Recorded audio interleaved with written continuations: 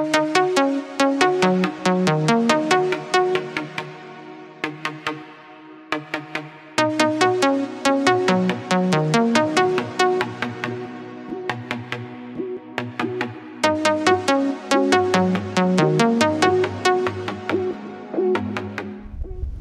nombre es Rodrigo, trabajo en una empresa constructora.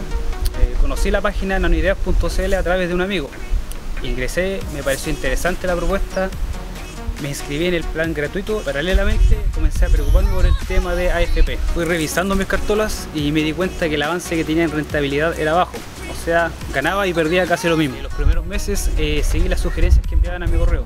Anoté el saldo inicial y luego el saldo final al terminar el periodo de prueba. Vi que había evitado una pérdida de rentabilidad. Me inscribí en el plan de 12 meses y durante ese lapso de tiempo mis fondos se incrementaron de 1.443.000 a 2.376.000. Estoy bastante conforme con el servicio prestado por los resultados que se obtienen y el bajo costo. Por lo tanto, lo recomiendo definitivamente.